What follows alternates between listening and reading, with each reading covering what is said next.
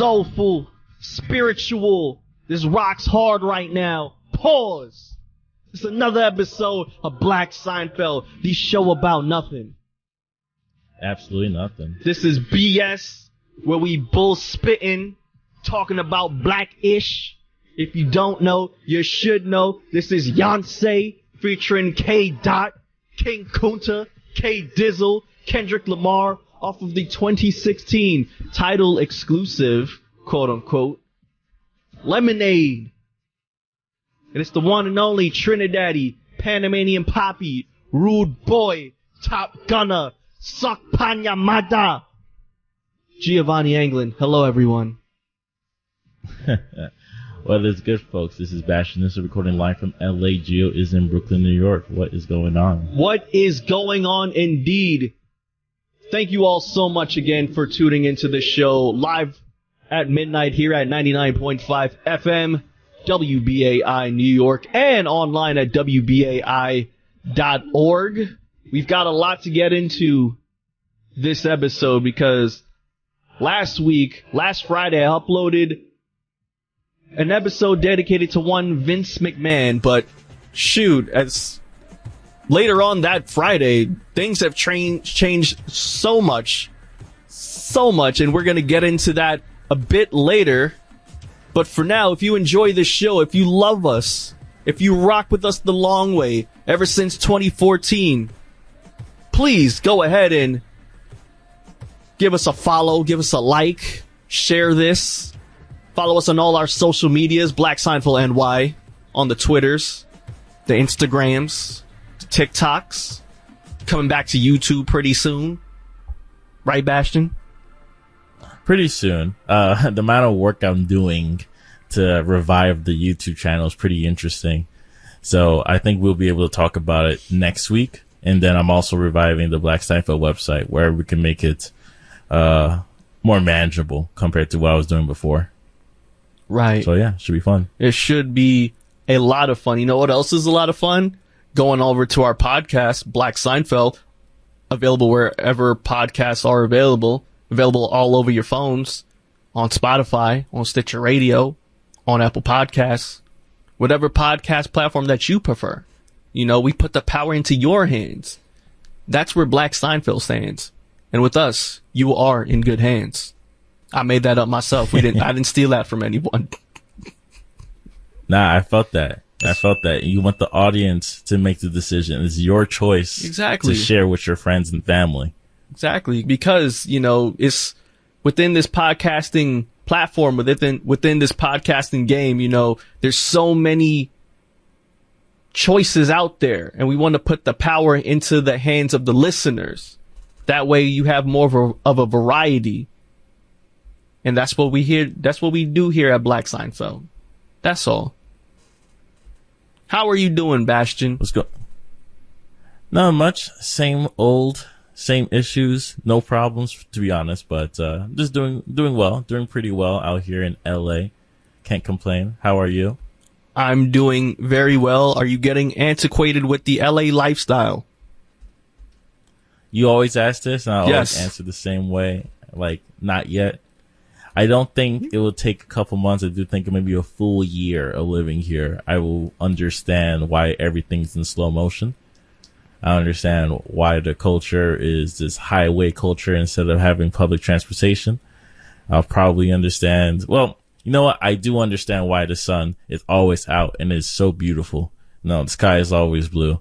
There's always some sunshine. Even if it looks like it's going to rain, the sun does shine through. So yeah, LA's LA. But how are you? I know the heat is killing everybody out there. The heat has definitely been killing everyone out here. Everyone's been dehydrated. Everyone's breath has been taken out due to the crazy humidity. But not to worry, for the past couple of days, it's been a nice low 80, and we got lows of 70, so we can breathe a little bit more. It actually felt really nice this past Tuesday, this past Wednesday. It was a nice change of pace. Okay, I feel that. Mm-hmm. Mm-hmm. But a lot has been going on. A lot's on been the going news on. lately. In the news. And before I get there, And before I get there, I want to just quickly talk about the TCL Chinese Theater. You I went actually back? went back to watch. Yeah, I went back to watch Nope, and I had a much better experience. It's actually a very nice movie theater, nice IMAX presentation. It's just the ambiance is very real. I do find it strange it's only one screen, but other than that, I do like it.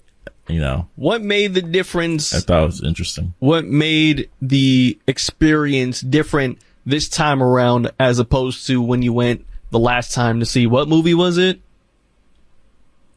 It was the Doctor Strange movie. And, you know, you asked good questions, like what makes it so different. I think the biggest thing was the experience of the movie compared to it just being, a +1 out of this multi-universe series that I've been watching since 2008. So I think my experience is all about like when I hopped in movie theaters, like, all right, I gotta watch this movie so I won't get spoiled, compared to when I watch Nope. It's like, I'm gonna watch a new movie. Done. A new movie. When's the last time I watched a new movie like this? An original movie. An original movie. So didn't know what to expect. Went out, IMAX, enjoyed it, left. I was like, all right, cool. So yeah. And just leading into that, we are going to talk about Nope, but not live on radio. We're actually going to record it later this week, and then we're going to upload it to the YouTube channel. So that's something for your folks to check out. This probably might be the first YouTube video I will upload first, or maybe after I finish the batch that I'm trying to do right now. But yeah, just letting you guys know that's what we're going to do with the Nope review. So we will not be reviewing it live on radio. That's We right. don't want to spoil anything. Exactly. So please, once again, go to all of your phones. Make sure you follow us on all of our podcasting platforms. Every single one that's out there, Black Seinfeld is there. So do whatever you need to do to get your situations in order, because it's not going to be readily available for everyone on the radio. It's only going to be available for the YouTubers and the podcasters. So, you know, do what you have to do. Right, Bastion? Yeah. Yeah. Yeah. Sorry, there's a slight delay on my end. So just in case I cut out, just letting you know. Oh, okay. All right, cool. But anyways, I hope you all are doing as well as I am, because I haven't been doing well at all, actually. I've been horrible. Oh, no? No, I have not been doing well at all. I have not been feeling like myself when I'm at work. It feels miserable. It feels like I don't want to be there anymore. And it feels like it's just sucking the energy, the life out of me. And I hate it. And I'm close to just quitting altogether. Or just giving in my 2 weeks. I don't even care if I have another job lined up. That's how bad it's gotten. I feel like I'm losing a sense of myself. Is that the energy? It's like the lack of will to continue. Is that how you feeling? It's just the lack of doing the same thing over and over again. It's the lack of not wanting to put myself in a stressful situation anymore. It's a lack of communication on their part. You know, you're in this location for more than a year now, right? So you know the space, you know what they're going to do to the space, and you tell these people who haven't been in the space for however many years, you tell them what's going on, you tell them how to handle certain situations. They go ahead and ignore you, and they do what they want to do. And then when they do what they want to do, it's not really their problem for them to handle, because they pass it on to me. And I don't want to do that anymore. I hate that. So why not just take myself out the situation? I think that's maybe not a good way to look at it, because I think I understand it gets repetitive to the point where you no longer connect to the situation you're in. It just feels like one motion every single day. But, you know, the best thing you could do is try to plan the next step before making the move. I think that's the more adult way. Yeah, that is the more adult way. That's the more responsible thing to do. But hey, if anything, if TikTok has shown me anything, it's that our generation and the newer generation, we don't care about none of that dumb. We care about our happiness in the long run. And I'm not happy right now. We care about being mentally sane. That's the most important thing. It's your health, your well-being. Yes, we live in this capitalistic society where we need capital in order to do the things that we want to do. But when the capital is low and you're only making $18 an hour, whatever. Go suck your mama. So, the best way where, something that I realized growing up. My man got 2 jobs. A way for people to. Exactly. You either get 2 jobs or you play the Mega Millions every single day. Especially if you're Caribbean. Especially if you are Caribbean, because now, Bastion, ever since the Mega Millions hit to 660 million, I've been playing it. And I normally don't care for the Mega Millions. I honestly ignore the Mega Millions. I always take a look at it and notice it when the news makes a big deal about the large pot, the large jackpot, right? So the first time I've ever played the Mega Millions was when the jackpot, first time in the 15 years this thing has started, it went to $1.2 billion. Back in 2016 was the first time I've ever played the Mega Millions jackpot. And now this is the second, well, technically third time I'm playing it now, because no one won the 660 pot. No one won the recent 830 million pot. And now they boosted this thing up to $1.02 billion. And I have to say, Bastion, I'm channeling my inner Caribbean. I'm channeling my parents in this. And I'm going to be playing the Mega Millions jackpot. What about you, Bastion? Are you going to play? No, I don't. No, I don't think I'll ever play that type of game. I do understand the percentage is extremely low, but also I put it together as addicting as gambling, because you're just going to play all the time. You're going to look at the numbers. You're going to look for the patterns, imaginary patterns. That's the way it works. Hey, if I were to play the game, the way I will play is choose numbers and play those numbers every single time. Don't even try to change them. Choose those special numbers, the special Powerball, and just keep playing those numbers and never change. Can I tell you my strategy on what I've been doing? Because every game, what's your strategy? Every game is $2, right? You have a max of, there's no real max of how many games you can play. You can play as many as you want, right? So the first game I do play is my regular numbers that hold special meaning to me, is whether it's a birthday or whether it's a date of something cool that happened. I'll play those numbers, right?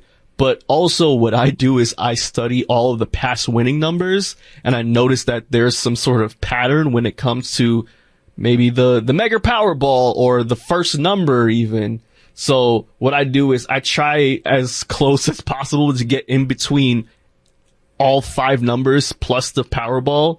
And I gotta say, once that Powerball went to 830 mil, I was pretty damn close on winning. Oh, really? Yeah. I was shocked myself. I was like, crap, if I went down a couple numbers, I could have hit the damn jackpot. I do think it's a fearful thing to just up and get millions and millions of dollars. And I saw someone recently calculate, if you were to win the $1.2 billion, $1.02 billion, you'll, after taxes and all the federal stuff, you'll probably walk away with roughly $600 million. Yes. And which is cool. $600 million, $1 million is just amazing. Shoot, I get $100,000. I'll be pretty happy. But $600 million. There has been a couple of $1 million winners during the past, Mega Millions. 2 in Jersey, 2 in New York, 1 in California, I believe another one in Illinois and Ohio. New York is pretty statistically high when it comes to earning some money from playing the lottery, and California as well, Bastion.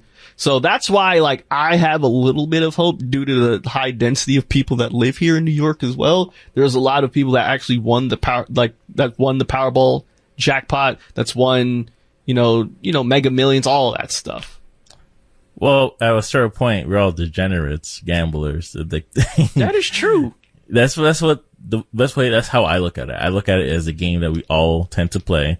At least we're once. all put on at a young age, or we are so tired and exhausted with our day to day that if I could just get this number right, all my problems would be solved. What would you do if you actually play the Mega Millions and you won? You won $1.02 billion. What would you do? I give a piece to everybody and then disappear. That's it? That's it. That's it. Because there's no way. There's two types of people. The people that know what they're going to do with the money and people that think they know what they're going to do with the money. I'm going to assume I'm number two. I think I know what I'm going to do with the money, right? But once I get it in my hand, I'm like brand new. Bougie Bastion is back? Not even bougie. It's just, what can I do with this amount of money? Everything. But that's the problem. That's why it's always interesting to see, like, people, used to be those weird TV shows where they'll show, like, oh, this person won the lottery and his life went in shambles. Right. It's not a big percentage. Most percentages is pretty small. It's very easy to lose it all, too. Yeah, statistically, people, like 70% of lottery winners lose all of their winnings from between 3 to 5 years. Yeah, you could invest in a bad property in the middle of nowhere. So yeah, we're opening a supermarket, like with no traffic. Right. That's how people lose money. Or worse, your family member tries to kill you. I see, there was like 3 stories about that too. I peeped. And it just becomes weird at a certain point in time. So the best thing you could do is either, I don't know if in this situation that you could stay low, like you don't have to come out and say your name and where you're from. I think you could, if you pay like a certain amount of dollars, you don't have to say your name. Unfortunately, there's certain states where that is allowed, where you can remain anonymous, but there's certain states that kind of require you to go out and, do the whole media press. So that's a thing. And also, depending on where you live, yes, you can walk away with the lump sum of 600 million, but there's certain states like New York and plus from the city, so they're going to take a bit more from you. So, it's good to learn that stuff. That's how like, I actually do have a solid ass plan if I ever do hit the lotto. Hey, keep it to yourself. Oh, no, I'm going to let y'all know. I'm going to let you know. Yeah, let y'all know. All right, well, let the people know. So, check this out. For people living in New York, right? You have up to a year to claim that ticket, right? Make sure you sign the back. Make sure you put it away in a safe place. Here's what I'm going to do, right? For the first month, I'm just going to fathom the fact that I actually won this money, because think about it. No one actually known you hit the lotto except for yourself. So I'm not going to tell a goddamn soul. I'm going to still go to work. I'm still going to pretend like my life is actually normal.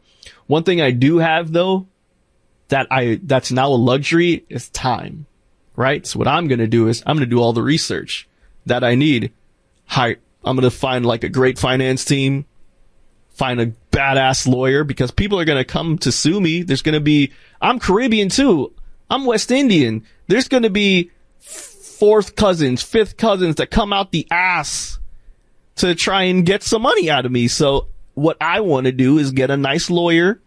You know what I'm saying? I want to break off some money for my immediate family members. That's the key. Immediate family members. All right. Yeah. And I'm going to have them sign a document saying, hey, you can never ask Giovanni for money ever again after this.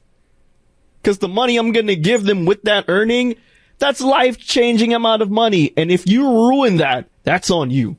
That ain't on G. Hey, it might happen tomorrow. Like, you give them a couple hundred, you give them a mil. They say you give them a mil. Because remember, this is 600 million. Yeah. I'm giving you a couple of mil. So you can chill the hell out if you want, all right? Just don't be stupid. That's all. That's what I'm going to do. And then within the year, I'm going to claim it. Oh, I'm going to get off of social media completely. I'm probably just going to have like what are those burner accounts? Yeah. That celebrities have. I'm going to get a burner account, No, see, like for celebrities, the burner. For a regular person, it's just a troll another account. Yeah, a troll account. Just another account, man. Yeah, I'm going to have like a little troll account or whatever. That's it. I'm good. I'm going to read all the financial literacy books, all the capitalistic books. 'Cause I Yeah, have those to. books are not going to help you. Just hire a team, and they're going to show you the right way. Nah, but I have to understand how money works as well, though, man. I gotta read them. I gotta read Rich Dad, Poor Dad and all that stuff. Yikes, like, you're going to lose all your money reading that book. That was a joke, Bastion. Dang. I'm gonna come up. Here. I'm gonna come up with the most come up book with no come ups. All right, cool. You'll read a book and don't come up. But yeah, and that's the plan that I'm gonna do, man. I'm just gonna take some time to do some research. Still go to my job. Don't do that. But You will. nah, man. I hope I don't. That's why I want the month just to realize, like, yo, I have this money. And then, just go back to living my life as normal as possible and get all my stuff ready. So that way, when my family moves out the hood, which they're going to have to move out the hood, everything is set in place where I can go Move to Westchester. Nah, I'm not going to move to Westchester. I'm not going to do that. Oh, the Connecticut, my fault. There you go. Greenwich. That's right. Not too far, but far enough. Far enough from all you ninjas. I'm gonna move away. For all you brokies. All right, I'm done. But seriously, if y'all want to play, you have until Friday, July the 29th at 11 p.m. So if you want to get your tickets, go ahead and do that. Just remember, if you have a gambling problem, call the gambling hotline. I don't remember. I'm trying to be responsible with the platform. So don't gamble if you have a gambling problem, because yes, lottery's it's still gambling. You picking numbers between 1 and 70 and then a mega ball from 1 to 25. So it's basically like roulette. Yeah, just a really dangerous game of roulette. Yeah. No, I think less dangerous, but the winning is huge because potentially the money you put up isn't much, like $1 or $2. $2, so it's not much. Like I said, I don't play the game. Oh, I don't know if you saw, but the CEO of Raising Cane's, he bought like $50,000 worth of tickets, and he gave them out to all of his employees. And he said if he wins, he's splitting them with his employees. I don't know if you saw that, but he lost, so good for him. Dumbass. That's lame. That is lame. I hate those pools. Like, there's people that do like lotto pools, like lotto groups. Yeah. And so people will like pitch in and chip in, and if they win, they split all the profit. I don't like those. I wanna win this solo dolo. Yeah. No, another idea I had is like if I win, I'll probably use some money to make my own version of the iconic Choco Taco. So as it leaves, another one comes in to replace it. So maybe like a ice cream burrito type of thing. Yeah. You just create your own company off of vibes. It's like, I know people were missing this. You can make your own original version of the Twinkies. Right. See, here's the thing about like the Twinkies, and now the Choco Taco is now going to be discontinued. It's not the fact that people actually enjoy these things. They just don't like the fact that it's gone, because I remember when the Twinkies was being discontinued, the Twinkies was getting off the shelves, and I remember everyone made a big ass stink about how Twinkies is leaving. I remember people on eBay was selling Twinkies for like triple, quadruple the price. Then due to the high demand, they brought back the damn Twinkies, and now I never see anyone talking about them damn Twinkies ever again. And I feel the same way about the Choco Taco. You know why, Bastion? Because when the ice cream man always pulled up, whenever Mr. Softy played its song and he came on the block, I never got a goddamn Choco Taco. Did you? No, I never ordered that in my entire life. Okay, I almost then. forgot what it was until I looked at the pictures. Like, yeah, I've seen this before. Right. I've seen it before too, but I actually never suspected people actually buying them, which is why they're discontinuing them, because no one really bought it. Come on, dog. That's not what you get from Mr. Softy Truck. Yeah, so just let the people know what currently happened. I'm pretty sure what you heard in the news for the past 40 years, Klondike has been selling the iconic Choco Taco, which is a sugar-coned shaped like a taco stuffed with ice cream. And they announced recently that they're going to discontinue the dessert dish. Everybody went crazy, up in arms, but I don't know. I don't think people really care because if it didn't struggle, I don't know. I tried to read on, try to dig into to see some more information. So just in case, like, oh, we're running out of chocolate, or we don't want to use the supply to make this. And that's kind of the information they're trying to say. It's like, we want to focus more on just the square shaped items that we have, because those are really popular. Yeah. See, if the Choco Taco wasn't that damn popular. Anyways, more people eat the damn Klondike bar. In fact, I didn't even know Klondike even owned the damn Choco Taco. I know they own the Klondike bar. That's it. Now, I knew. I didn't know. Because I used to do research on like their websites and I saw their names come up. So it's like the Klondike bars. Like, what would you do for it? It's like, you're not thinking about the Choco Taco. So I do understand where you're coming from. But at the same time, for them to remove a piece of forgotten history, I'm perfectly fine with that. Exactly. I will not miss the Choco Taco. I don't care. Like, I feel like some people do this for, they just fake care about certain things. That's just me. And I understand. I get it. The world has gone to ish. Okay. We have inflation. We got global warming. People need something lighthearted to care about. And I feel like the Choco Taco being discontinued is one of them, okay? It's not like when, like, the Dunkaroos got discontinued and stuff like that, you know, stuff that people actually ate. Choco Taco, I'm sure it has its fans, but let's be real. It's not your first choice. You feel me? Like, you have to be real with yourself. You getting ice cream. You're getting the soft serve ice cream. Or, if you get like ices and stuff, you know what I'm saying, you might get the ice cream sandwich. You're not getting the Choco Taco. But Bastion, you are onto something. You should assimilate your own thing and like come up with like a burrito or something. You know what I'm saying? I think that would be a smart idea. Yeah, create my own version of something popular and just make money off it. Exactly. Because I think there will be a focused crowd, like, you know, source a group, you know, source the right materials, change up the design a little bit, be good to go. You know, rich dad, poor dad. You got to steal ideas and then, you know, pay my employees less than minimum wage. That's absolutely. How you make money. See, now you have a capitalist mindset. See, I like this, Bastion. Okay, this is the alternative dimension universe Bastion right here. All right, let's get into the first song. No, I want to talk about this damn pink sauce thing that you want to get into pink sauce before the first song? Yeah, that you put me onto, and because of you, you are the only reason why I've ever heard of this damn pink sauce. And I just want to commend TikTok for an incredible job of keeping my algorithms so fresh and so clean, because I've never heard of this damn pink sauce until 7 days ago.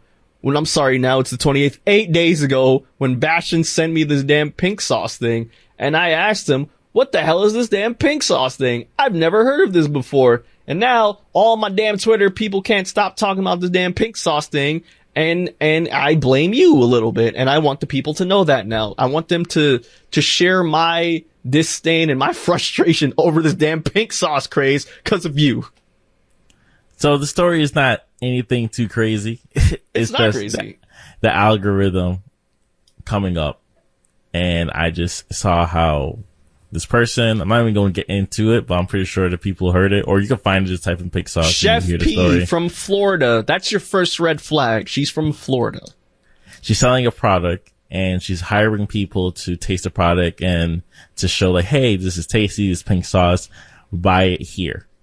And which is totally normal. This is what people do, especially with like the hair product community, especially if you're creating a quick t-shirt of a meme that you're part of. That's what you do. You find a product, you send other people to try it out for free, and then, you know, you send them a link and they're going to go to you, you buy your stuff. But in this product, it's a little bit more strange and suspicious. No one really knows what it's made out of. And that's how the news started. The people that order it got sick, and they complained about it online. Then people started backpedaling, doing a little research. Now, the original algorithm did not reach me, so I didn't see when she was promoting it. I only saw the post nonsense, the post like everybody's calling her out saying, what is this crap? It's not FDA approved. No one knows what's really inside of it. The color of the pink is too inconsistent. That's right. It looks like Pepto-Bismol. it was a very strange way to promote a product and for people to get sick off of it. Kind of reminds me of something that happened not too long ago about another health food project that a lot of people were getting sick and almost dying in the hospital. So flat tummy tea? No, not flat tummy tea. It was something irregular that you will never even hear of. Okay. Something within the similar vein that Stevia. It's a separate company that's selling a product with not much research and background to it, and people are getting sick because you want to support, especially supporting a black-owned business. Yes. I definitely understand. I'm 100% supporting black-owned business to an extent that business still follows the same rules and regulations. We don't support all black-owned businesses. No, that's what I mean. To an extent, exactly. You know, because not all of them are good. You know, I'm from the era where I'm still from the era where everybody used to super drop ship everything. So they said, I'm running my own company and my own page, I have my own store. It's like, it's not a store. You're selling one cheap product and selling it for 200% the markup. Exactly. Which is a hustle. I'm not mad about it. It's hard to really pop off on that. It's $20 for some but sauce. It's not a black-owned business. It's your personal hustle. I'm not supporting you. Right. It's $20 for some sauce. And what's crazy is looking at the ingredients. First off, the first batch of the ingredients list, completely misspelled. Also, the serving size, I don't think she understands what serving size is, because the serving size was 444 servings of pink sauce. I don't think she understands what that means.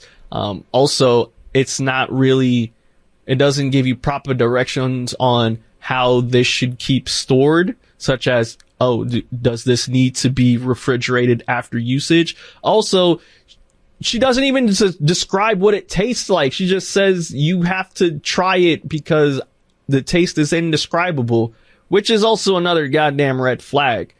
I'm fine with that part. No. I'm fine with that part because you want people to, like, you have to do the overreacting when you're taking a bite of this. First of all, it looks kind of gross. Like, it looks like you're putting icing. Yeah, it's like you're putting icing, like melted strawberry ice cream on your chicken. And you're taking a bite like, it's like, all right, but like, what is it though? Right, because it's questionable. It's questionable. I'm gonna order it because it looks cool. It looks cool. Well, the first batch of the colors, it was like a hot pink, right? But as you were saying, the colors keep changing. And so some of the latest colors I keep seeing, it just reminds me of Pepto-Bismol. And it had me, this pink sauce thing had me go back to like the late 90s, early 2000s, where Heinz and all these companies would come out with different colored ketchup.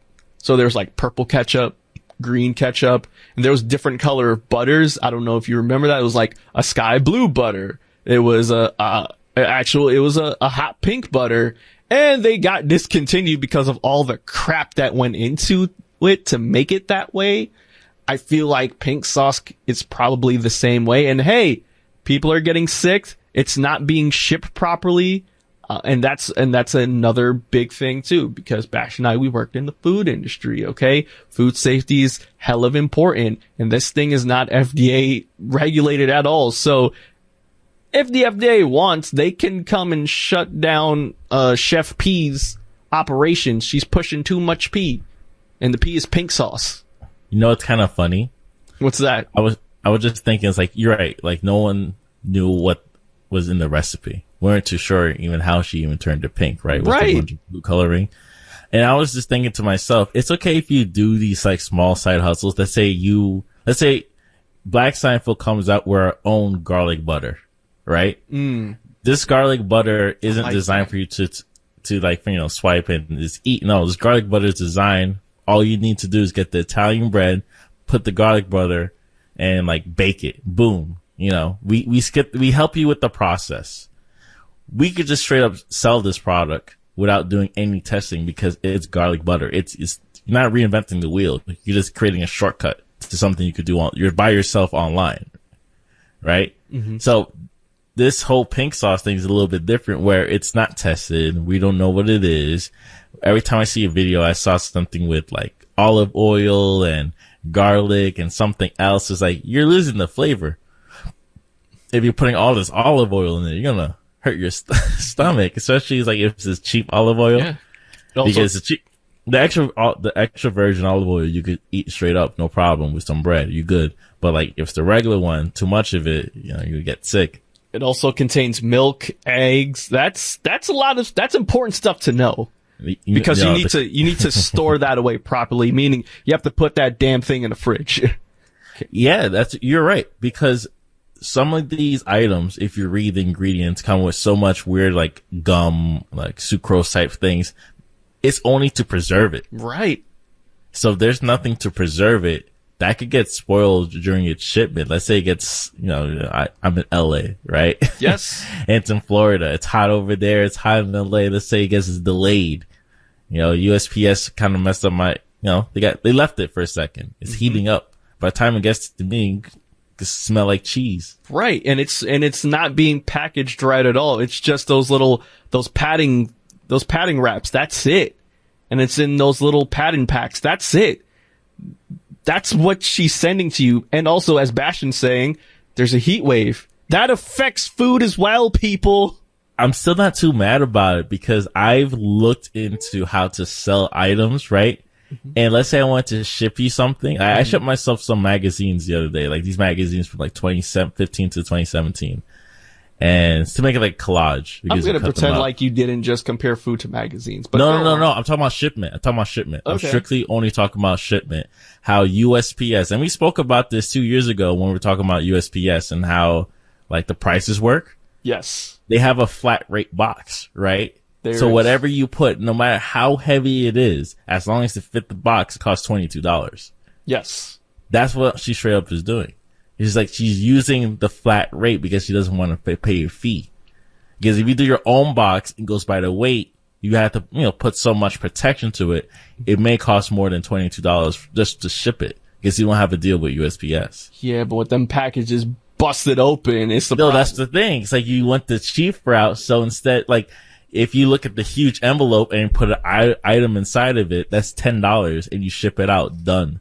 Of course it's going to get busted you. It's a flat rate shipping. Right. But this is also liquid. This is food too. Like it's gonna, you can lie, it needs to be, nah, man, you can't mess with that sort of stuff, man. That has to be shipped properly, man. And I respect it. She's trying to take a cheap route, but again, people are getting sick from your product. Okay. You can get taken down for stuff like this. Okay, people can come after you for this. Okay, that's all I'm saying. As someone who has been in the food industry, okay, as someone who always watches the news and see big corporations having to do recalls on certain things, on certain items because it got contaminated, or like remember when freaking Chipotle had to do that damn recall on the lettuce because there was an E. coli breakout. Mm-hmm. This is nothing new here.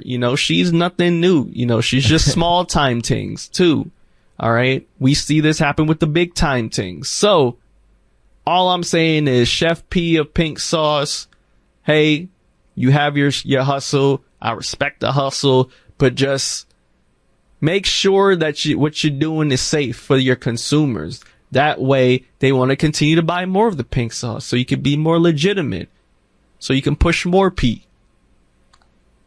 Yo, what I always tell people, if you just want to do a hustle, just sell like hair product. It's very simple. Castor oil, peppermint oil, shake it up in the jar. Wow, really? Ship it up for $30. Easy peasy, Etsy. Wow, like Seinfeld.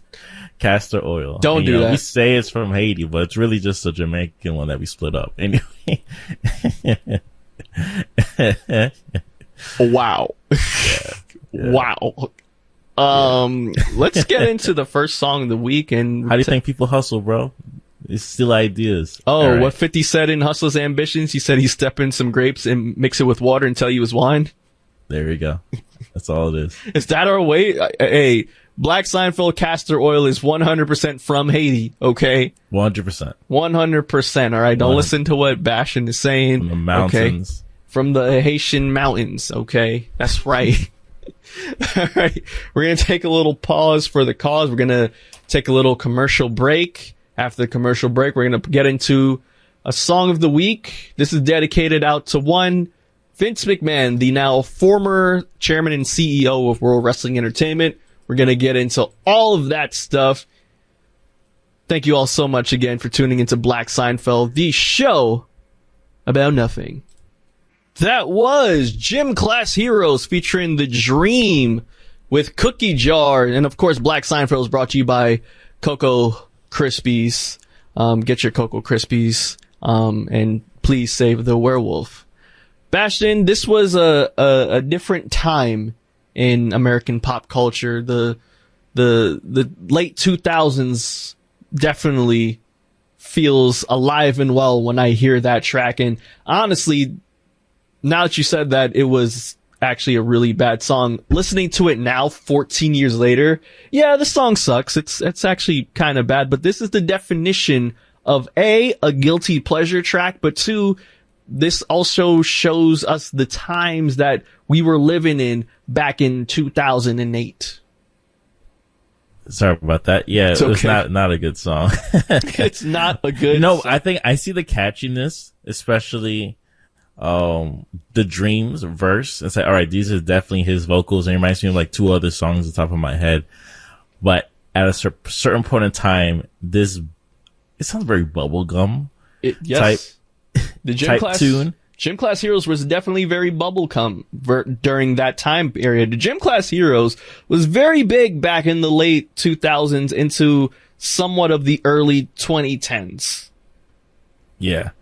So I do think they're very interesting, a group to especially listen to today. I do think Cupid's Chokehold is still a very good record. Yes. But, always funny to see Katy Perry in that music video.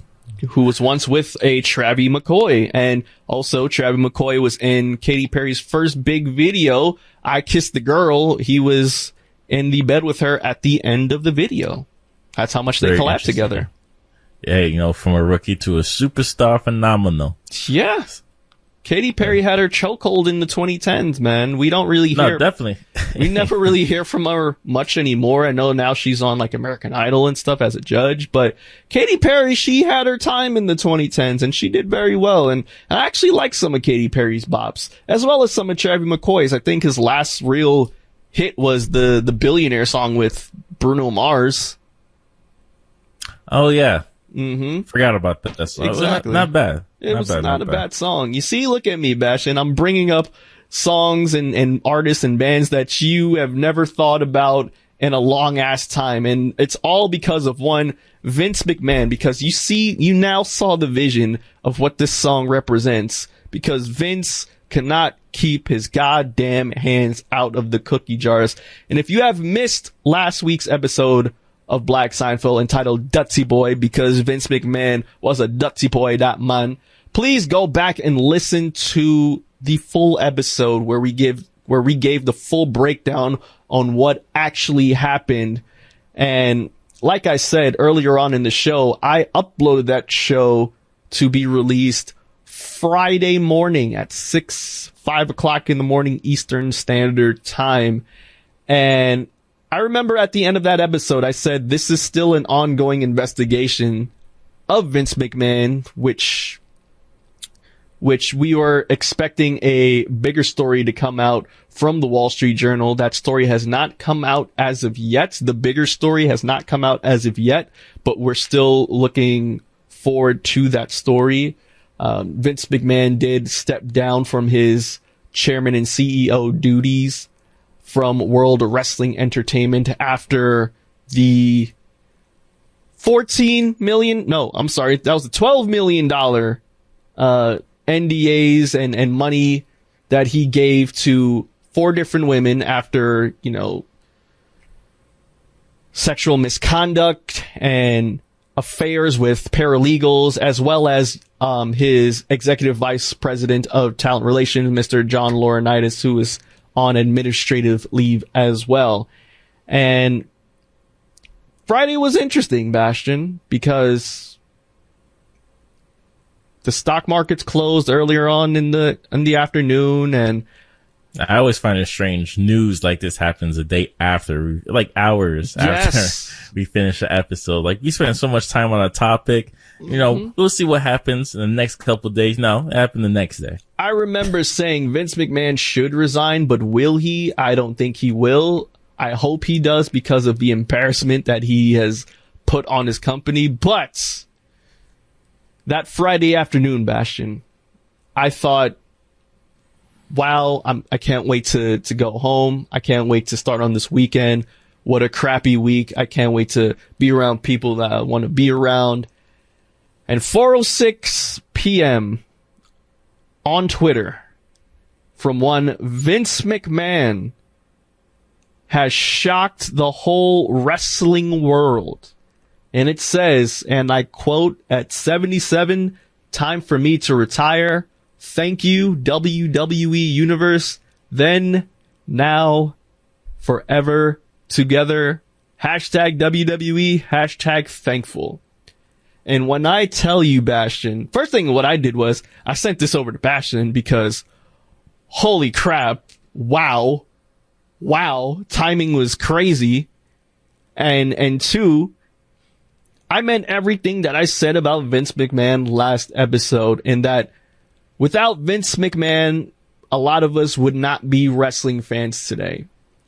40 years ago, Vince McMahon purchased World Wrestling Federation from his father, Vince Sr., and he took a company that was on the brink of bankruptcy into a multi-billion-dollar company. He took acts like Hulk Hogan, Stone Cold Steve Austin, John Cena, The Rock, made them huge freaking stars, okay? You may not know, you may know them now as movie stars and stuff, but you first heard about those names as wrestlers. Bastion don't watch wrestling for worth a lick, but he knows those names. He knows Hulk Hogan wrestles. He knows Stone Cold Steve Austin. Shout out to hip hop and this. You know what? You're right. Even though I didn't watch it, their culture is so strong, just like hip hop, right? Yes. They're embedded in everything else. So even if I'm not watching, I knew the X sign in 2005. It's this is what the kids were doing. I was the kid too. It was like my mom was gonna make me watch wrestling. I couldn't do that. Exactly. I'm that type of Caribbean. I could play Yu-Gi-Oh, but I couldn't watch wrestling. You see the difference? I see the duality there. Duality. But yeah. So, everybody's in shock. I've seen a lot of people comment of shock and surprise and wonder what's going to happen next. So, yes. Gio, what happened after that? Because from what I remember from last week, you said his daughter was the CEO or just temporary CEO? The interim CEO and chairwoman of the company, right? And I gotta be honest, Bastion, once I saw that tweet, I gotta be real with you, I didn't think it was real first. I thought this was something out of the Twilight Zone. I thought Vince got hacked. I thought this wasn't real. It wasn't until I went to the WWE corporate website where, yes, they put out a full article talking about Vince's departure, talking about his quote-unquote retirement from World Wrestling Entertainment and leaving the CEO duties for, of course, his daughter, Stephanie McMahon, but also one Nick Khan, who, in my opinion, Bastion, who has his legacy has got to be talked about. His ascension to CEO status has to be talked about because Nick Khan has only been with this company for around 2-3 years. And he has come in, and I swear this mother lover is Thanos. Okay? Because he was able to do something that honestly, it didn't seem like a lot of people can do, and that's become goddamn CEO of Vince McMahon's baby, his pride and joy, which back then we thought was primed set for solely Stephanie McMahon and, of course, her husband, Triple H. Happy belated birthday to my favorite wrestler, Triple H, just turned 53.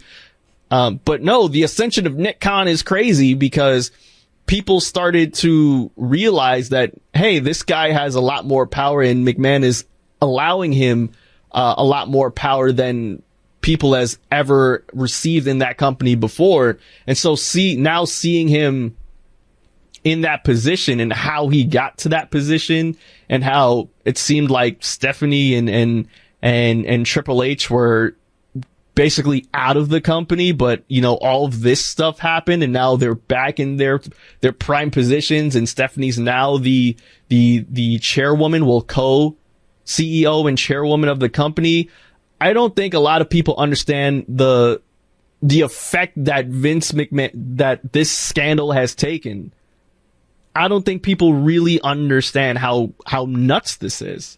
But I will say Vince McMahon is still the best wrestling promoter of all time for what he was able to do, what he was able to accomplish, for what he was able to bring to us, because, of course he's not a perfect man. He's done a lot of crap, right? But without Vince McMahon, we wouldn't have the things that we have now today. And those were all great times, but it's what they say in business, Bastion. It's what I've learned not only in corporate America, but it's also what I've learned working in the food industry too, Thank you for the past. Thank you for what you've done for me.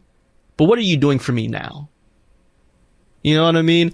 And for the past 10 plus years, Vince McMahon has given us crap amongst crap as far as the wrestling product is concerned. But now, ever since the Wall Street Journal dropped these bombshells about McMahon's affairs and then the NDAs and the money that he's been paying off these women to just basically shut up about his sexual misconducts, I thought, wow, this has enough noise, this has enough stomach, this has enough traction for Vince McMahon to sort of step aside, and when this news first hit back in June and Vince basically came out on Monday Night Raw and on SmackDown saying, it was his way of saying, I don't care about what these allegations say.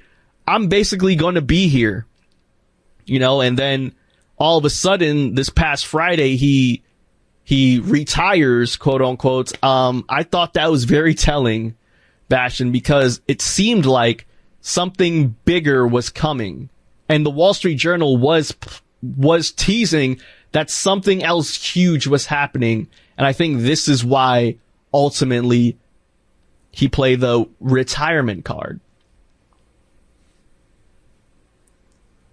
It's pretty interesting. Yes. This story, the way you spoke about him made me realize he was just like David Stern to the NBA in a way where he was able to captivate the world and the crowd and able to bring a lot of money inside and not just create superstars within themselves, because most of these stars end up becoming actors, like well-known actors. It's like the ones I am fans of. Even though I do have a small problem with The Rock, I'm not mad about what he does because his face and himself sells that movie with Kevin Hart. Yes. Every movie you think of, the Superman, the Super Dog movies with the Bat Dog. Yes. With Kevin Hart. Superhero dogs or something. Super dogs. Super pets. I am sick. Jumanji. I'm sick of. I heard Jumanji was pretty good actually. I'm sick of all that.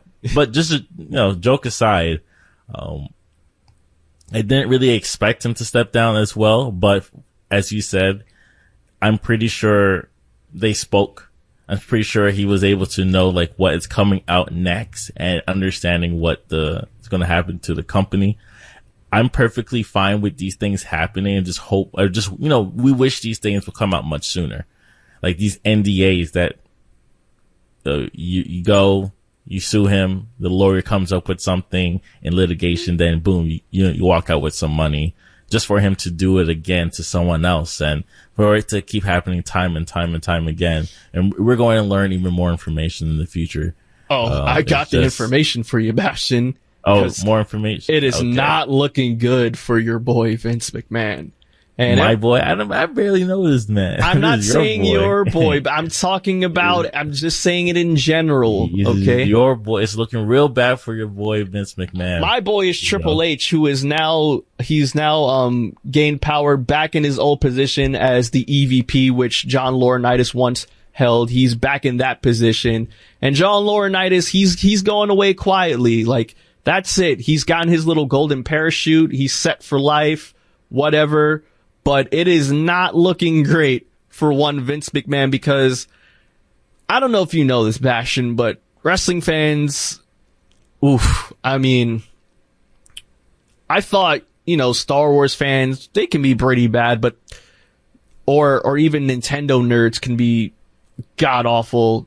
Even some comic book nerds can be awful. Smash community, but I don't think none of that trumps the pro wrestling fan community, because all on Twitter, I saw people hugging on Vince's nuts saying, oh, Vince didn't do anything wrong. If he's paying out of his personal account, if he's paying off these women to keep their mouth shut, Vince shouldn't be able to step down. Vince shouldn't have to step down. Vince shouldn't want to step down.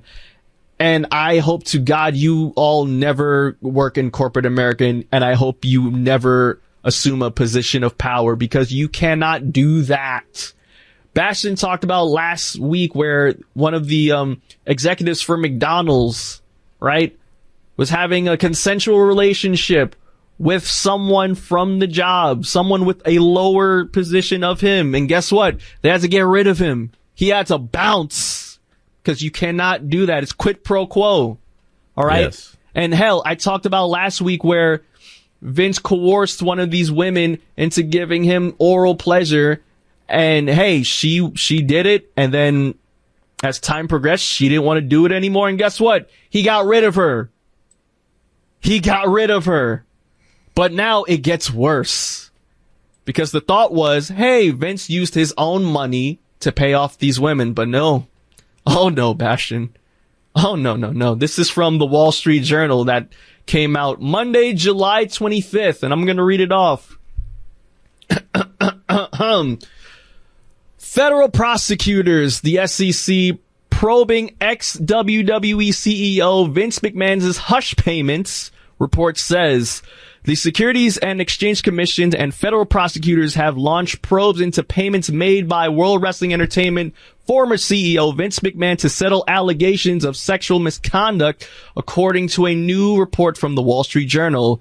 The WWE on Monday disclosed $14.6 million in previously unrecorded expenses personally paid by McMahon, who announced his retirement that Friday. The company also hinted that the misconduct allegations, already the subject of an ongoing independent review overseen by the board of directors, are under investigation by their entities, but did not specify which agencies.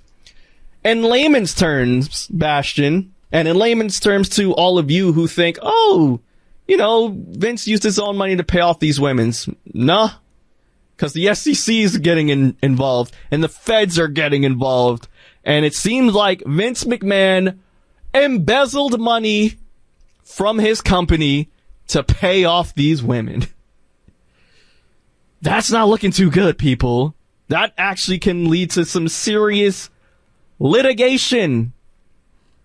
And hey, maybe some jail time to Vince McMahon. Do I think he's going to go to jail? Probably not. That's just me. That's just my take. But hey, this story was just, oh, Vince was just a dutsy boy. But nah, this is getting very serious now. And hey, even then, I still see people, wrestling fans, like, oh, but this is his company, therefore it's his money. You have to understand, if you are in a corporate environment, if you run $1 billion corporation with shareholders and partners and people who have stake within your company, you cannot take company money and write it off as this business expense and use it as hush money. You can't do that, because that's called embezzlement. React, Bastion. It's a lot of things going on, and I think you did a good job explaining everything. And you're right, all these things, embezzlement. He put his hand in the cookie jar and got caught. Taking money from the companies. That's where they will really capture, get you. Like, you could do all these illegal things, getting away with abuse, getting away with all of these things, but once you're using company money, that's when things change. I'll never forget this. 28 years ago, Bastion, back in 1994, McMahon was acquitted on federal charges against him, which accused him of issuing substance, basically steroids, to his wrestlers, right? Mm-hmm. And during that trial, they basically had a weak trial, so McMahon was able to beat the case and be proclaimed innocent by the jury peers. And within those 28 years, he loved flexing his muscles, like, ha ha, I beat the federal government. They try to pin this on me. And isn't it crazy? 28 years later, he could be going right back to court because he wasn't able to keep his dick in his pants. Isn't that crazy?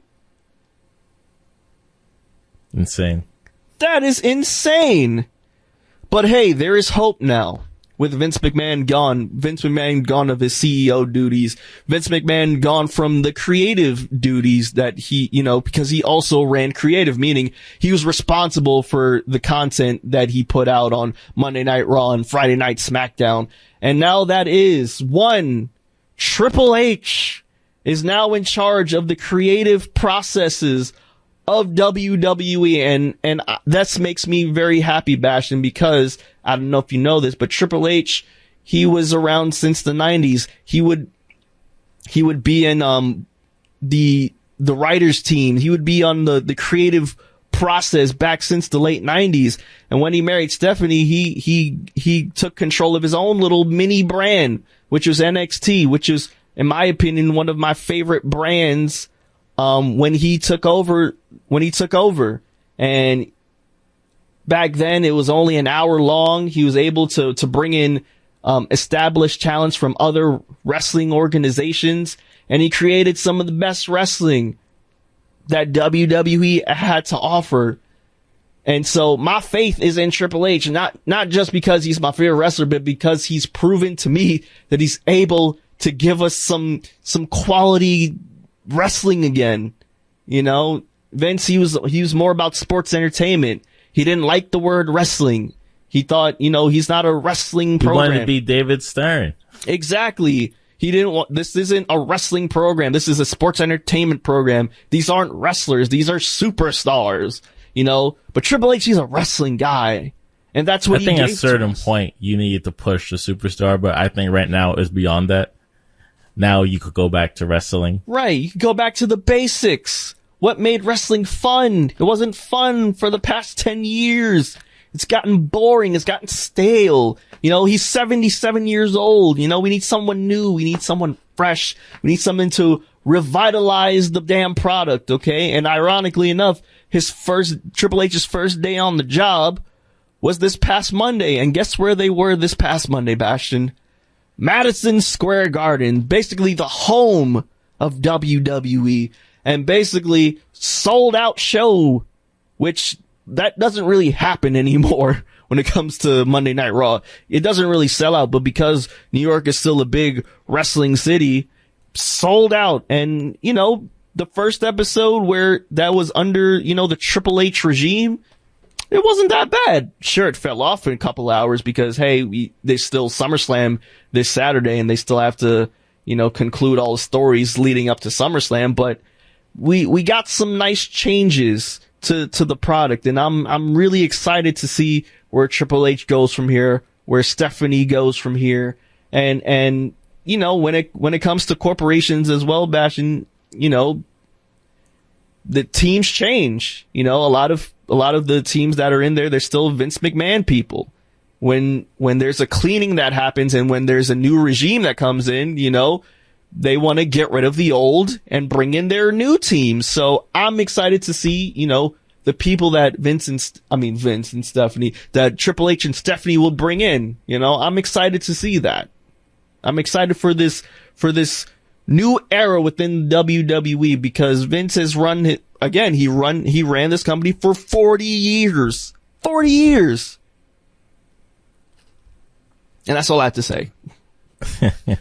I'm excited. Yeah, that's fun. All right, let's get ready for the next song. Got you. Do you have anything else to add to this, or? No, this is all you. Okay, this is all you, my brother. Like, you pretty much broke it down, made me understand myself. I'm learning just from you because I didn't really look into it. Mm-hmm. But yeah, you broke it down. You broke it down. And we're still waiting for the Wall Street Journal to drop the next article, because that wasn't the article. That wasn't it. You know, we're still waiting for, because it's gonna get worse. So we're waiting for that to show up. So that's all I gotta say. All right. So the next song that we're going to play is going to be Phantogram, Fall in Love. It's an old song from like 2013. I remember when the song came out. It's a old classic. All right. Phantogram, Fall in Love. Welcome back to Black Seinfeld, the show about nothing. That was Phantogram with For the Love back in 2013. Bastion, what made you think about this song?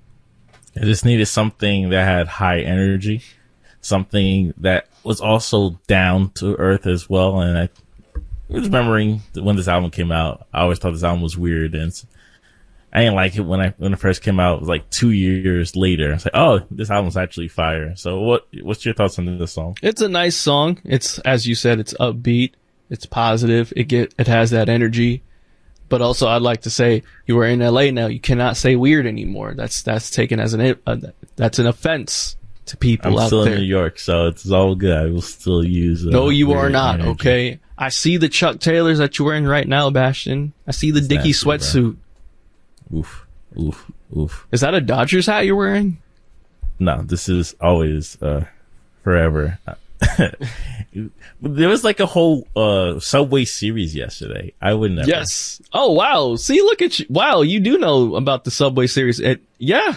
No, I know nothing about the Subway series. But my you little brought it brother up. Marcus knows everything about Mets it. I only know it from him.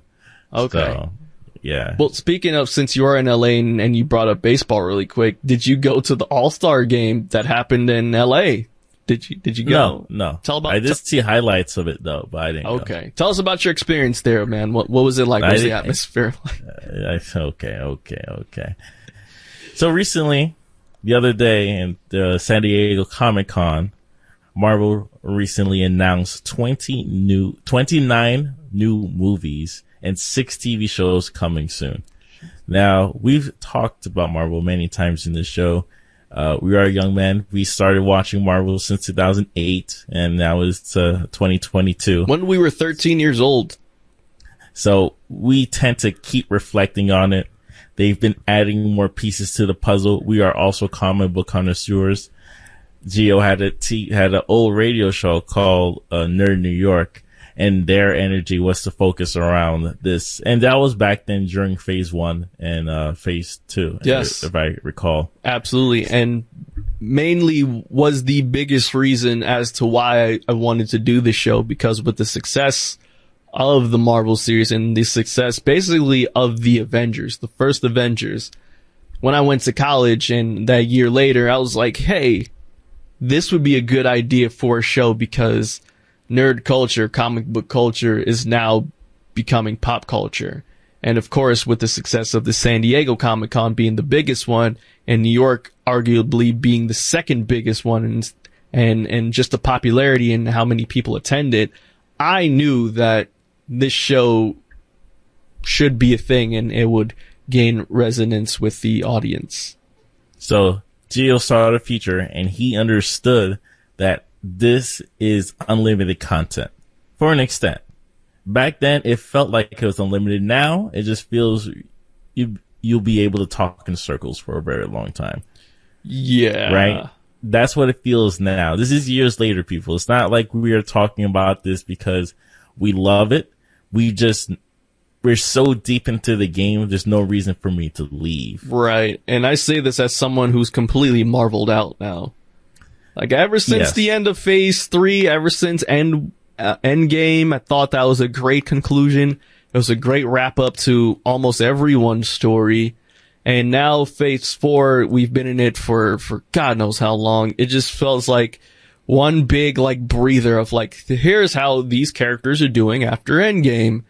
And because of stuff like the pandemic that's delayed a lot of these movies, you know, it just feels a bit longer, because it's now going to be ending very soon now. But It should have ended, like, if everything went to plan and we didn't have to pause, and it should have ended like a year ago. But, yes. But again, I do feel a bit marveled out because it's just a lot of content now. And compared to the stuff that led up to, of course, Thanos, to me at least, it's a bit underwhelming, with the exception of a handful of one show and one movie. Everything else has just been okay. So the thing is, on when was it? I think it was on a Sunday or a Monday. They announced the 29 movies and 6 TV shows, and they were releasing covers and projections of what's going to happen soon and trailers. So one of the biggest trailers that dropped from it was one of the projects that me and Gio were very iffy on. Since the death of Chadwick Boseman, we personally could not feel like there will be a proper way to continue the Black Panther story. Scared me to death. And especially with the way Phase 4 is going and the difficultness it was to film the movie, we just didn't have our hearts in even thinking about watching it. It's like, oh, if the trailer comes out and the movie comes out, maybe I'll watch it a week after. No sense of urgency. We don't want to be hyped up. So I'm on Twitter and I'm seeing all this new Marvel all these new Marvels news coming in and out. I'm watching every small trailer. I think I saw the newest trailer for the She-Hulk Attorney at Law, and it looks like it's going to be a comedy series that does a lot of fourth wall breaking. 30-minute comedy series, the cousin of Bruce Banner.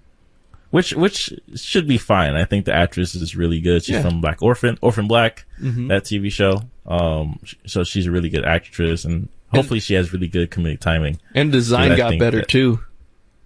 The design, maybe one of these days we'll talk about the special effects, and I'm hoping a revolution will happen with them. So I hit up Gio and said, "Yo, the Black Panther trailer came out. I want you to watch it." And this guy goes back and forth like, "Nah, I'm not going to." And I said, "Please." I told this man, "Please." And I was about to call him. That's how serious it was. But I didn't, I just kept texting him and said, well, watch it. Like, I did not stop. He needed to see this. It was really after the please, because Bastion never says please, like, ever. I was like, wait, what? What the? All right, let me go see this damn trailer. And I had to say the backstory about everything that's happened, because we just didn't have any interest. Like Gio said, we're marveled out. We do not care. We like comic book movies. Batman's movie came out, and that was a great movie. That felt like a comic book movie. That movie, boy. Whew.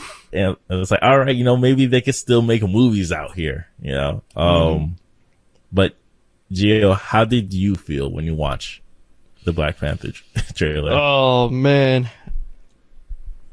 So it opens up with music from Thames, with her iteration of No Woman, No Cry. And y'all know how much I love Thames on this platform. You know how many songs from Thames I play all the time. And I already knew the feel that they had me in the trailer. And I gotta say, boy, they done got me, man. They done got me. I want to see this movie. The trailer is incredible. The representation, again, is incredible. Not only for black people now, but for my Latinos. Latinos couldn't get enough of the Black Panther 2 trailer, Wakanda Forever. The costumes, the music, the set. Of course, this is Wakanda after all. This is black excellence.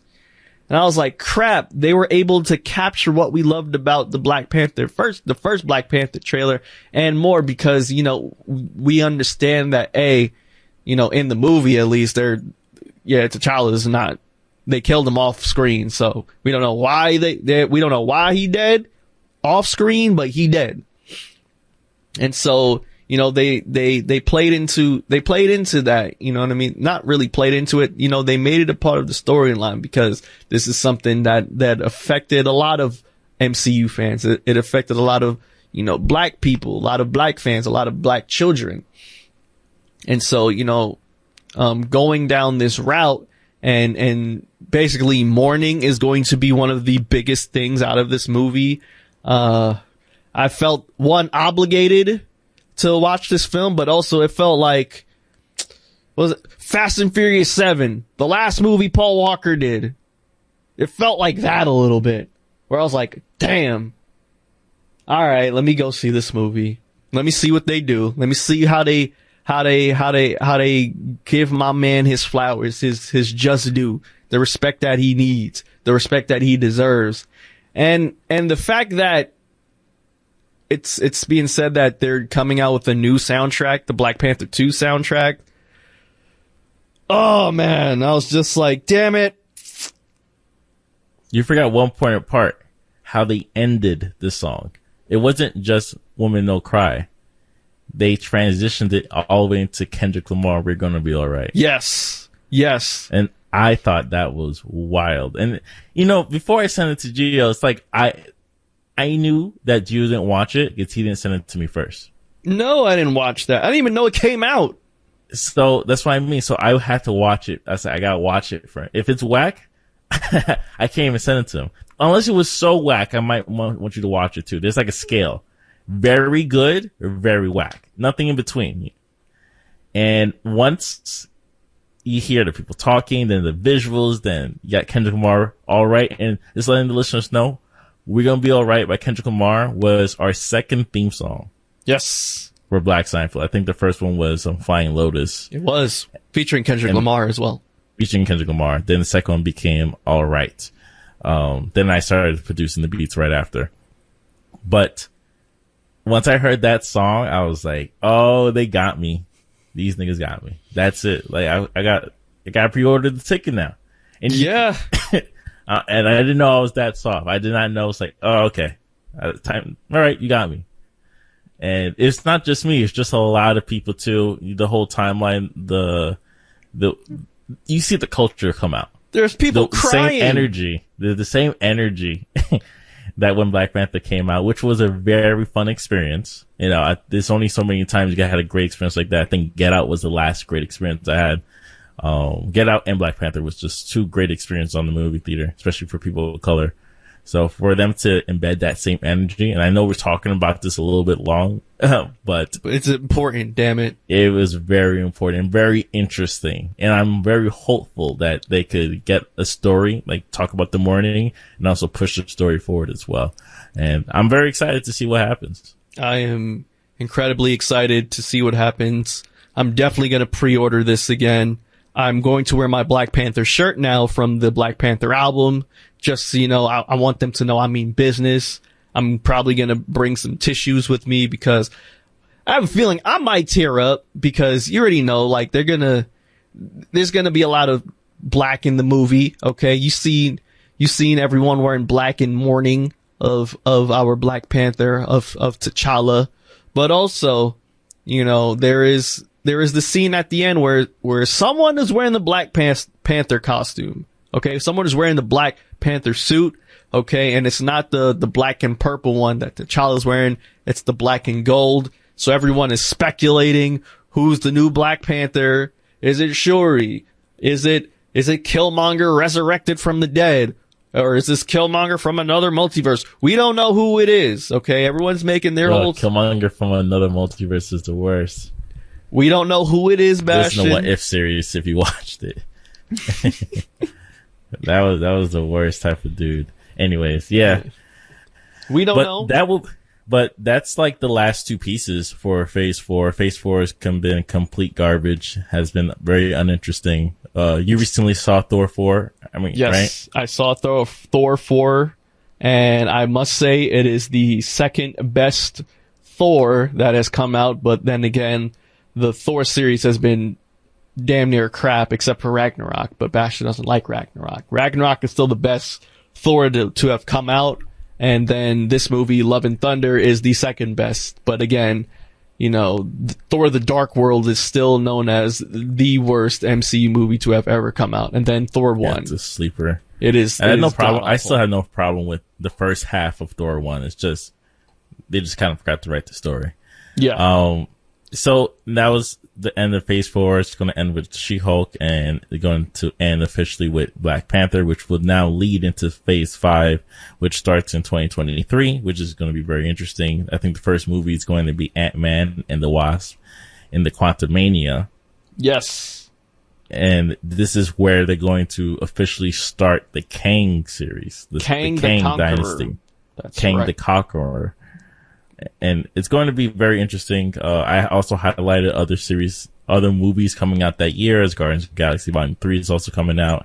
I think they finished filming it, if I recall, or they started filming it. One of the two. They have to have finished it if it's coming out in May. And also, we're also getting Loki Season 2. And I just hope the chemistry is better. That's my only problem with the show. Like, the plot was boring, but if you could fix the chemistry, three extra points. It'll go from a 5. It'll go from a 4 to 7, just like that. Okay. And what else is coming out? Blade is coming out. Better with be Mahershala already. Ali. Mahershala Ali, one of my favorite. Ali, my fault. It's okay. One of my favorite actors in Hollywood. One of my favorite black actors in Hollywood.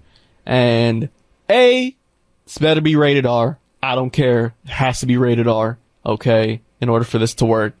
And B, Mahershala Ali is a great actor. I know he's going to do well as Blade.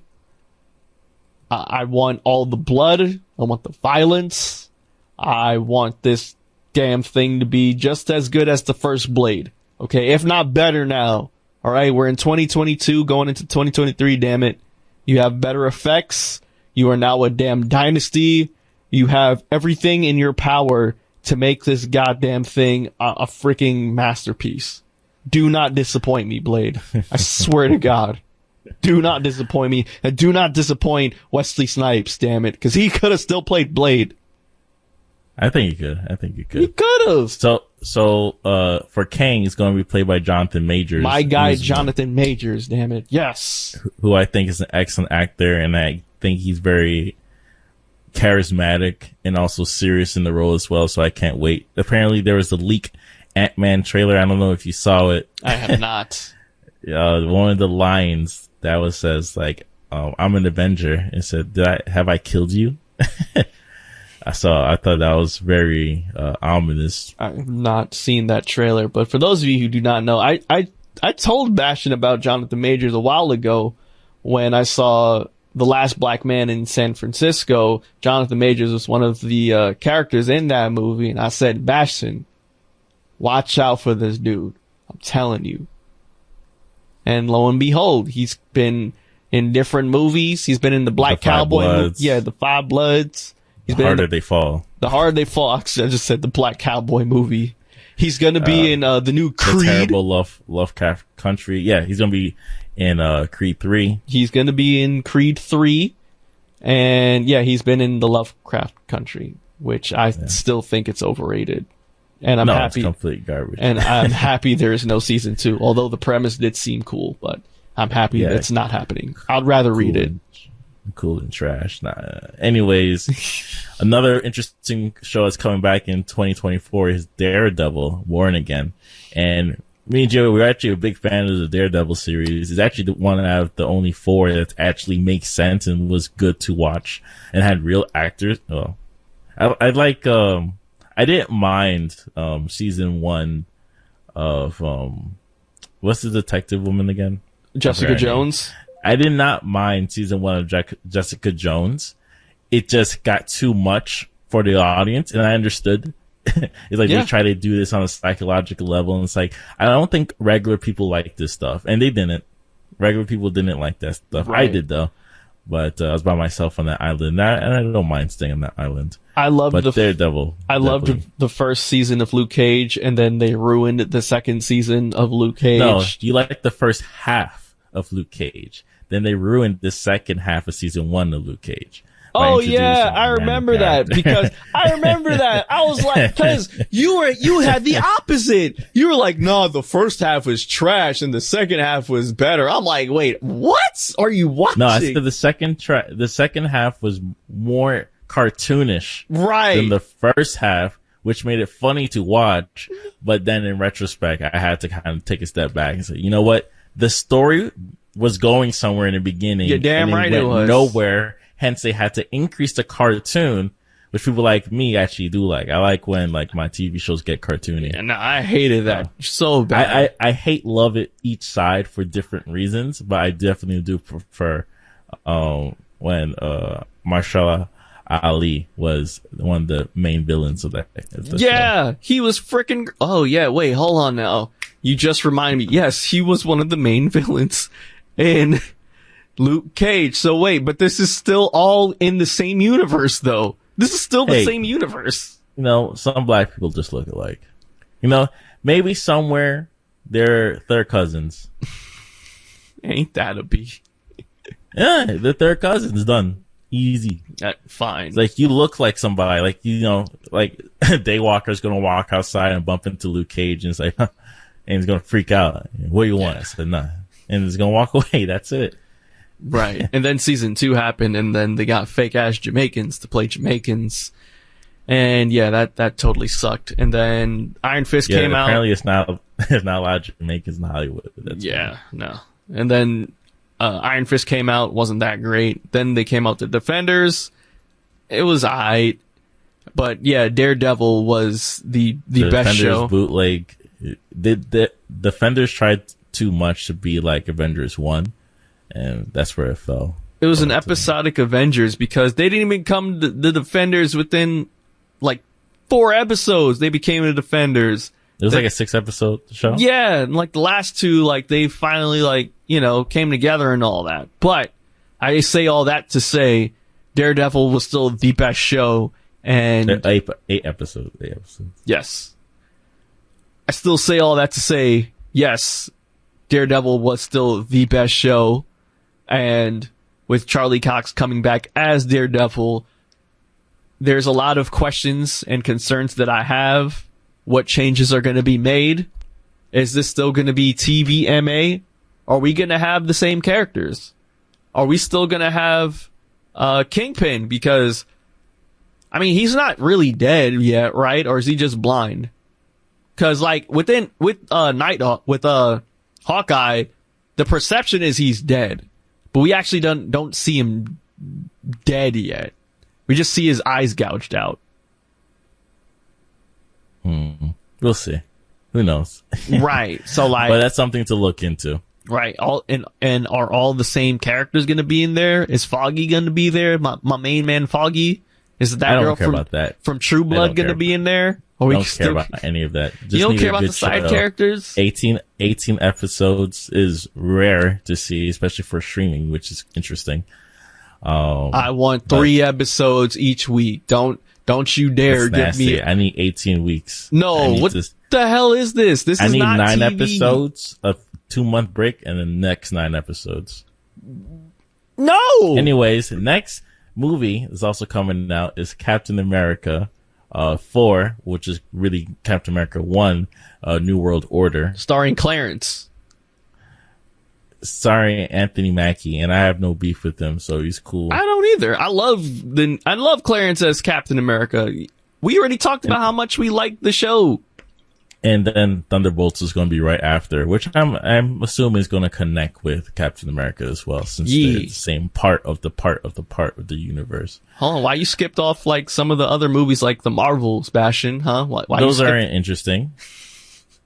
I literally wrote in the show notes, highlighted in red are the interesting highlights. Now, they also discuss Phase 6, which is really interesting to me because I recently read how X-Men contract doesn't end until 2025. So if they were to bring, let's say they want to bring X-Men in 2024, they will have to star the same actors. So in order for them to, hire a brand new Scott for the 3rd time, yeah, I know. Another rogue, another Professor Gray, X. Professor X, just so many others they have to do. They have to wait till 2025. Right. So Apparently, Phase 6 starts with Fantastic Four. we're doing this again. Which I think they could do it properly this time. I know they can, but I'm sorry. I'm Fantastic Four'd out. Okay. Let's not forget Fan Four Stick. Okay. With Michael B. Jordan and Kate Mara. Let's not forget the older one with Jessica Alba and Captain America again. Chris my Evans. perspective on Fantastic Four completely changed because of a really long 2-hour YouTube video explaining the Fantastic Four. Oh no, they're incredible. They're badass. They're the best of the best. The best of the best. The comic books were like it was fucking incredible. I know about the Fantastic Four. Okay. Yeah. The problem is, Bastion, we've had no one knows how to write it. We've had 3 movies of dog okay? 3 movies. Okay. First one, the first 2 back in the early 2000s, okay? And then we actually got the Silver Surfer out of it. And then, of course, Fan Four Stick, which I was happy for, and then they ruined it. So, I'm giving Marvel the benefit of the doubt, but once again, I am getting marveled out. And by the time a lot of this ends, Bastion, we're gonna be in our goddamn 30s, okay? Our 30s. 2024, 30. We're 30. After a certain part, they have to, I guess they could continue. Why stop? Who are they stopping for? The money keeps coming. Unless the money stops coming, of course. But the money's still coming, Right. so why would they stop? I know the end game will, no pun intended, is going to be Galactus eventually. I don't know how far we're gonna get. Maybe when we're 40, we're gonna get Galactus. Hey, Star Trek lasted a very long time. That is true. Right, for many people's childhood. Now they're in their 40s. Star Trek is still there. Same for Star Wars. They're in their 50s if it came out during their childhood. That is very fair. So this is just another piece of history. The difference is it's a little bit chaotic. It's a little bit lackluster, and we're hoping. I don't know. We're just hoping for better things to come because, like I said, Phase 6 starts with Fantastic Four. Then it's going to lead to 2 Avenger movies 3 months apart, which is definitely not going to happen. They're going to definitely change that. It's going to be Kang Dynasty. Then a couple months later, 6 months later, it's going to be Secret Wars. On my birthday, too. November 7th. Which is insane. On my 31st birthday. Insane. Secret Wars, which is one of my favorite goddamn Avengers plots of all time. The Secret Wars saga. Love the damn Secret Wars. That was a while, the Secret Wars. That was a whole comic book series that affected not only, Captain America, but Iron Man, Spider-Man, and all the goddamn Avengers and all the goddamn Marvel characters. Damn near whoa, back in 2014? Sheesh, it's a while ago. So I'm excited for the damn Secret Wars. Don't ruin that. I'm excited for Kang the Conqueror. For those of you who do not know, Kang the Conqueror, this is basically like another build up to another Thanos. This man is exponentially smarter than Thanos, but also he's been around many, many lifetimes, many millennials. Okay. He's from the future, damn it, but he came back in time. And read up on Kang the Conqueror. He's nothing to rock with. He's nothing to mess with, is the better word to say. He is crazy. He is one of the smartest. He's like Lex Luthor.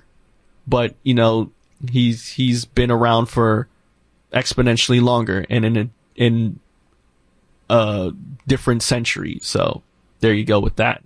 Also, Bastion, I just wanted to ask you really quick, what is your thoughts on the rumors of Giancarlo Esposito being rumored to be the next Professor Xavier? What are your thoughts on that? Bad. For those of you who do not know, Giancarlo Esposito is famous for being on Breaking Bad. He's famous, for black people, you know him as Bugging Out from Spike Lee Do the Right Thing. Classic. School Days, of course. Classic. White people, you know him from the dude from Breaking Bad. That's how you know him. That's Gus, I think. Yes, Gustavo. Yes.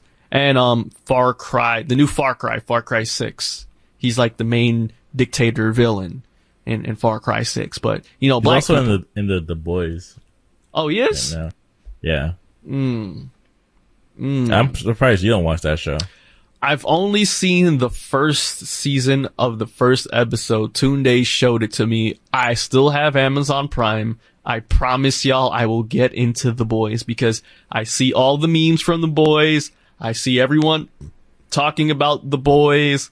I always hear, it would be an accurate description of what it would be like if we had superheroes. I hear it all the time. I promise you I will get into it eventually. Just stop telling me to get into it. I will get into it when I'm ready. It took me a while to get into The Sopranos, but I did it. You know what I'm saying? It took me a while to get into Entourage, but I did it. Same thing with The Boys. I will get into it when you guys shut up about it. Yeah, and just to like answer your question, it would be very interesting to see him as in X-Men, but to be honest, I don't think we need that from him right now. I think we need him to continue doing TV shows and great movies. Because I'm starting to think that certain actors, especially huge big actors or up and coming big actors, shouldn't get into the Marvel train. It's like Jonathan Majors is playing a super villain. That means once like that super villain's done, he don't have to come back anymore. So I'll take that check. But if you're playing like a hero, they could hold onto that hero for a very long time. That's a good point. I hear you. That is a good point. I think. I don't know, man. I honestly would still want James McAvoy as Professor X. I'll be honest. I think he's great. I think he's super underrated. If he's up for it. I think he would be. I think he's so underrated as an actor. He doesn't get the credit that he deserves. And I think him being young Professor X, but now, he's obviously getting older. So I think naturally he should just take that role. I think it would be incredible. I think it would be amazing for him to just give that to him, man. Just let him get that. You feel me? As far as Giancarlo Esposito as Professor X, I'd actually, because he's such a great villain and he's such a great asshole. Honestly, I would love to see him. Oh yeah, he can't really be Magneto, can he? That messes up the whole origin story. Yeah, exactly. Yeah. And that's the difficultness of X-Men, especially. X-Men compared to other series where you could, mix around the story. Like their origin story coming from affluent family and then, really smart and then coming from Germany and just going through the Holocaust. That's what builds their personality. That's what builds their perspective on mutants themselves. And it's just, job well done with that series. Yeah. For what the story is trying to tell. But one of the biggest things too is Scott, in my opinion. Like whatever Marvel needs to do, they can't make Wolverine the cool person. It has to be Scott. Because Scott is like, he's still the leader. He was the leader. He's the leader for a reason in the comics. Right. So I think this time around, they need to make Scott like not a scared little like person not a little behind behind Wolverine, because I know they try to do that in X-Men 1 and 2. Right. But now, and they also kill him off in like X-Men 3 for no reason. But in my opinion, I think they need to like really make him the main hero. So whoever they hire for that role, that's the more important to me. I think then Wolverine. Scott. Honestly, I think they should wait off on Wolverine then. Make it an X Factor movie. Basically before Wolverine. That's what X Factor was. It was basically X-Men before Wolverine ever showed up. Give it an X Factor treatment. Make Wolverine, tease Wolverine at like the end credits or something. To be honest, you don't even need Wolverine. Build the whole story, no Wolverine. Or they can't do this. Do what? OG Wolverine. Nah. The first Wolverine. They can't do it. Nah, they can't do that. Okay, never mind. Unfortunately, they can't do that. But give me X Factor. Pre-Wolverine, no Wolverine yet. Okay, give me all the characters I want, though. All right, I want Gambit in this. All right, I want Rogue. Yeah. I want Nightcrawler. I want Beast. They have so many heroes. I feel like they could just choose better, not better, just like more, like different. Just be different. Just don't. I don't want Jubilee. I swear to God, I don't want Jubilee. I feel like Jubilee was meant just for TV. She was meant for just TV, but don't do it. Don't. There was an old comic, because I read all of Robin from like the 90s to the early 2000s, and there was a crossover comic where Tim Drake was dating Jubilee. Whoa! In this like multiverse thing. Wow. Yeah. I don't think they'll ever. I think DC and Marvel is going to like do a crossover sooner or later. I don't know if they're still going to do that. I remember they spoke about it a couple years ago, but I remember reading that comic and I was very confused on that issue. It's like, these two, why? That's when Tim Drake was really cool, but I haven't been reading it, so I don't know what's going on with Tim Drake. I figured like he'd be more of a rogue type of guy. Close to age. Okay, fair enough. Yeah. But seriously, I want Gambit in a damn movie. All right, but cooler this time. All right, cooler, not that damn Wolverine Origins. All right, I want him to be cool because he's my favorite X-Men. I want him to be done right. Gambit played by Channing Tatum. Oh yeah, I remember that. Wait, is that still happening? I don't know. Because I remember that news breaking, but that was years ago. I hope that's not real. Know. Yeah, I hope not. Not anymore. I don't know. No disrespect to you, Channing Tatum. It's just, I don't see it. Do you? No, he already got the contract for it, but I think it just never came. They never produced it. Right. Like just waiting for a long time to do the movie and it never happened, and that's it. It was Fox owned, right? Fox owned, yeah. Oh yeah, that's a no go. That's over Playboy. It's Disney time, baby. I'm actually reading this weird article. He said he never fully recovered from the project falling apart. Wait, wow. He said once Gambit went away, I'm reading a quote. He said, once Gambit went away, I was so traumatized. I shut off my Marvel machine. Haven't been able to see any Marvel movies because I love that character. Just too sad. It's like losing a friend. I was so ready to play him. So, yeah. I mean, I'm sorry, man. I mean, I love Gambit too. He's my personal favorite X-Men. But, yeah, I'm kind of happy you're not Gambit anymore. You're a fool. Channing Tatum is an excellent actor. He's funny as hell. Did you not see The Lost City? He still got it. Did you not see 21 Jump Street? Wait, hold on, stop. You saw The Lost City? Yeah. With Sandra Bullock? Yeah. You liked it? Yeah, it was fine. It was a romantic comedy. Something we lack nowadays. Okay, 21 Jump Street and 22 Jump Street. Great movie. Okay. You saw Lost City? No, I saw the trailer. I know what it's about, but I didn't see it. Yeah, it's just, chemistry. That's all it is. That's what some of these movies are. You saw the dog movie too, huh? I don't watch animal movies. Okay, then.